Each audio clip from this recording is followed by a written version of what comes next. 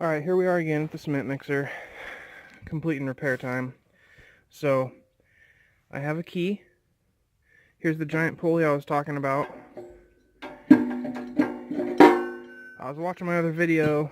I inadvertently referred to this as the smaller pulley and that's the larger pulley. This is a rotating shaft, okay? It's not a pulley. It's just a shaft. You can see that cutout on it. That's where the keyway goes. Or sorry, that is the keyway and this is where the key goes. You can see how much longer it is than it needed to be. It's hard to find the exact keys all the time at local hardware stores. They never have what you need. For in random things like this anyways. Okay, so basically about here with my, and you can see the pieces of metal shavings on the back of that.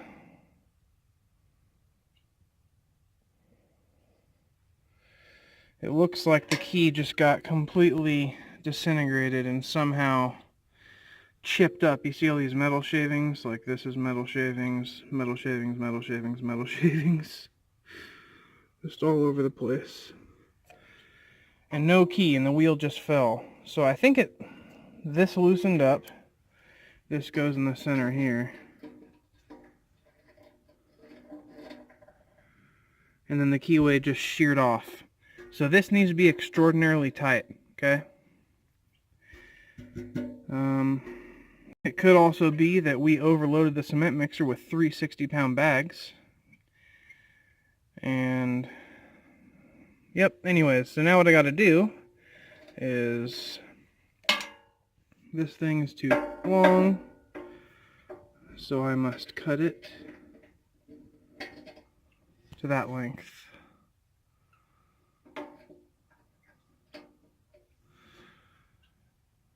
Now, I have this saw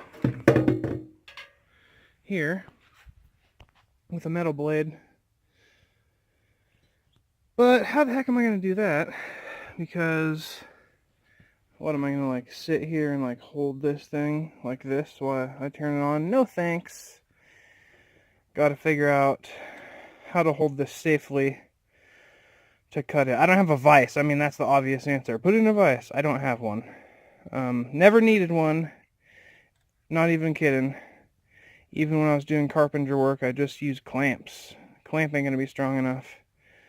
So, we'll figure that out in a second. Get this key cut to the right length. Put the key in here like this. Then we'll take this giant wheel, put it in here. Probably do it in this reverse order. You can see the keyway lines up with that square, or is supposed to, and it will in just a second. Of course, the key fell down here. I cannot get it.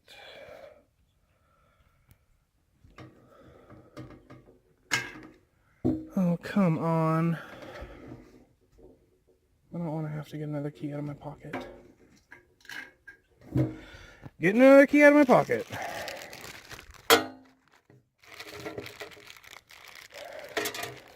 When I tell Bianca I already lost the key, she's not going to understand. Okay. So this key will go here, like so. I mean, that looks a little tiny. Geez, you know what? This looks small. Look at how it's sinking like that. Yikes.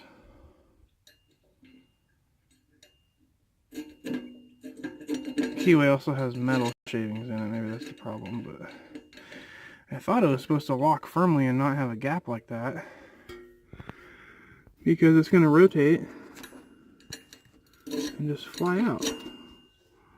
I think we might have to go get another one. Here's what I'm going to do. Compare this size to that hole. No. This is like a 16th too small. Crud. Crud. Might be back to the store for me. Figured out, I got the saw here. I got some vice grips really cinched down. And I got the exact length with a teeny bit over for the width of the saw blade.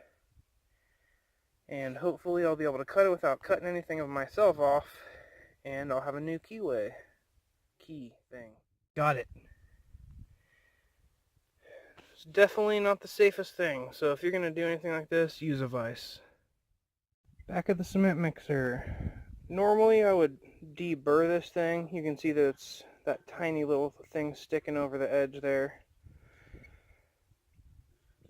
It's just the very last of the cut, essentially. It's called a burr. But in this case I don't really have to, because this thing's meant to be a half moon shape.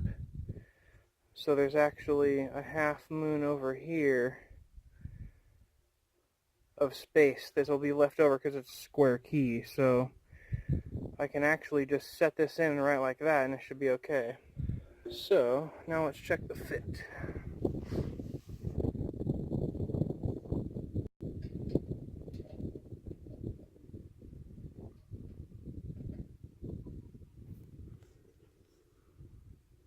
Not bad. Very close. Now let's put the pulley on and just see if this thing will survive at all. And the belt. Gotta put the belt on too. Pulley installed on the shaft with the Woodruff key installed in the keyway. You see this nice shiny square here of freshly cut metal. Now I gotta take this, I'm gonna call it a retainer, thread it through the center here, and then, if all goes well, it'll hold just long enough for me to do one pier. I'll tell you, after the amount of work yesterday I experienced mixing 7 bags by hand, it is worth it for me to sit here and measure a new Woodruff key. So you see that it totally covers it with that big washer. So now I just got to cinch that down, and it should hold that key in place until it gets sheared by, I imagine, the force of the cement. I do think that was my error, is the 3 bags of cement, which is the tune of 180 pounds. We had this barrel almost totally 90 degrees this way trying to mix it, and you could hear this thing bog down. We even killed the motor a couple times, so it does not surprise me that that thing is sheared off. But now I got a huge handful of them thanks to Bia, and hopefully we should be able to finish this side.